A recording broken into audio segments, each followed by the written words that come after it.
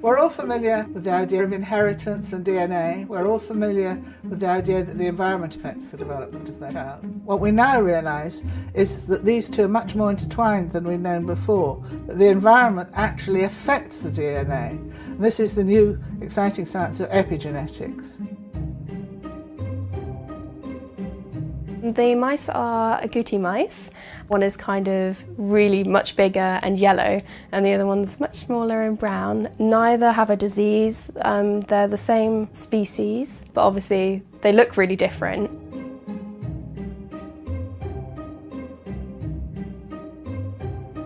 They've got the same DNA. They are genetically identical, so there's no reason genetically why they should have these differences.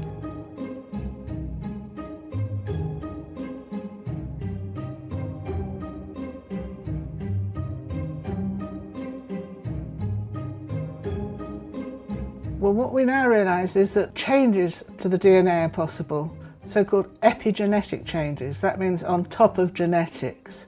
The DNA has the instructions for how we function and how we're going to develop, but the epigenetics will change whether or not it's read and how it's read.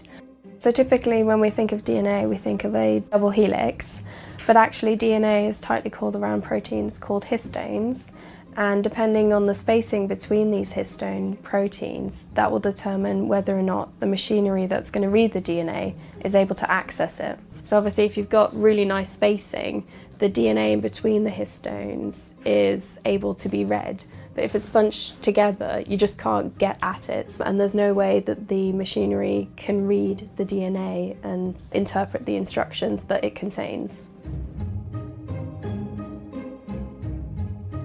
And what happens is that new chemical groups are added to the DNA, and these control whether the gene is turned on or off, or if it's turned on, how much it's turned on. The methyl group sits on the DNA and essentially blocks it from being read so that the gene is inactive. The only difference is what their mothers ate during pregnancy. If you feed the pregnant mother mouse a normal diet, then the gene which is responsible for the yellow coat colour, that's still switched on and being read. But if you feed the pregnant mother mouse a diet rich in supplements, which have lots of methyl donors, which block this gene from being read, that means that it has the brown colour and it's much leaner, and it's less likely to suffer from things like diabetes, obesity and cancer. Epigenetics is still quite a young science, and there's a lot we don't understand about it. But we do understand that these marks to the DNA can last right through a person's lifetime. It's not nature or nurture, it's nurture affecting nature in a way that we're starting to understand at the molecular level. Genetics is not all of the story in terms of how a child will develop. Environmental influences can affect how the baby develops in the womb via epigenetic changes, and can therefore change what will happen to that child in adulthood.